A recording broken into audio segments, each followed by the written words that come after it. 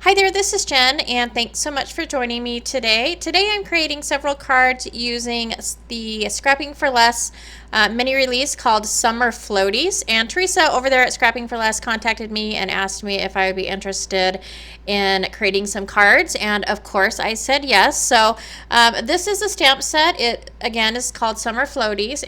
And the stamp set includes these adorable little beach babies along with several sentiments. So I created a card for each of the beach babies.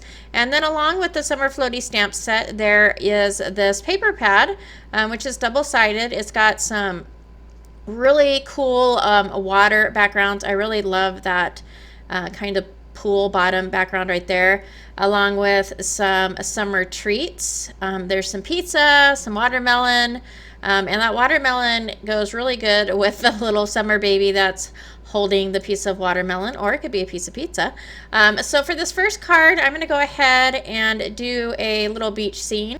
And so I went ahead and grabbed some Distress Oxides in Fossilized Amber, Vintage Photo, and tea dye. And I'm going to go ahead and start out with the tea dye and my blending brush. And I'm just going to go towards the bottom portion of the card and just really lightly put that tea dye color down. And then I'll go in with the Fossilized Amber and just kind of go over that a tea dye color.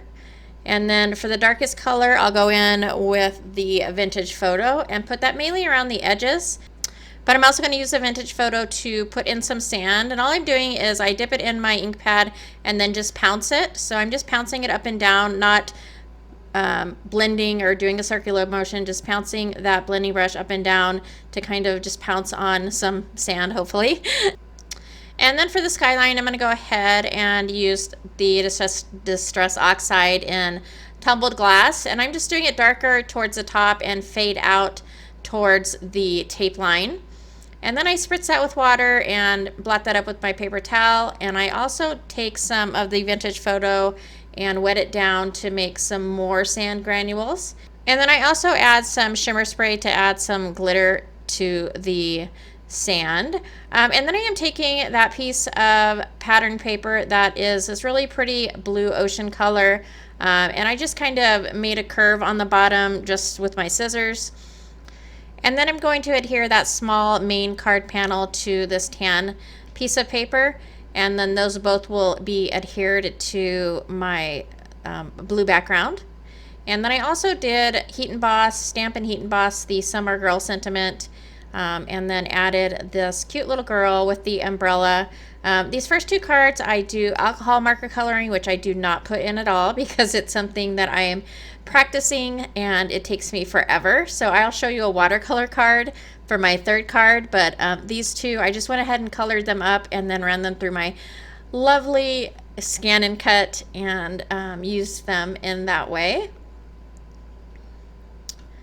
And for the second card, I'm using this other cute little girl, and she has a donut floaty.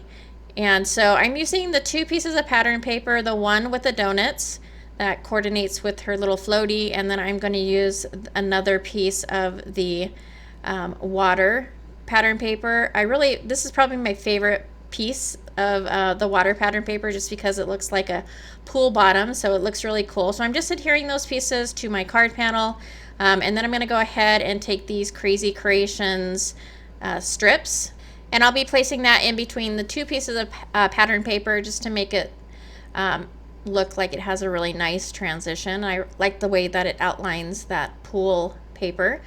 And then I went ahead in my stash and grabbed some alphabet dies and cut out the words yay with an exclamation point. And then the sentiment that I wanted to use said it's pool time, and I wanted the words to be all in one line instead of stacked. And so I went ahead and I cut the stamp in between it's pool and time so I could get that all on one strip. And then I went ahead and just used a die in my stash, a banner die, and cut that out. And then I ran this through a stitched rectangular die, and I had to run it through several times on my Big Shot because the paper's a little bit thicker. And it ended up, when I took the tape off that I used to hold my die in place, it ripped the paper a little bit. So I didn't want to start the card over. So what I did was in that spot, I took some of the donuts and just fussy cut them out of the pattern paper and popped those up so that you can't really see that torn area. And then I just went ahead and I adhered all of my elements. And that will finish off the second card. And again, the girl is colored with alcohol markers. For the next card, I will be using my Zig markers, but I will also be using this pattern paper that is the watermelon, another water background, and a piece of vellum. And then I'm going to use this third girl, and I'm going to stamp her up on some Bristol smooth cardstock with my black VersaFine ink. And as I mentioned, I will be coloring with my Zig markers. And so the first thing that I'm going to start to color is the little flamingo floaty. And the colors that I used for the floaty are pink and light pink. So I'm going to go ahead and take the darker color, which is just the pink, and I'm going to add in where I think there would be shadows or darker areas. And then I'll take the light pink and blend that out a little bit, while also adding more of that color so that I could blend it all towards the front. So I'm just going to go ahead and take my water brush and wet it. Dab it on a paper towel and then blend that color towards the front of the floaty where it would be a lighter color. And then I will finish off coloring that, and I'm going to just take the black, and as you can see, I had to go back. I put way too much water on it, and so I had to go back and kind of mop up that water with my brush.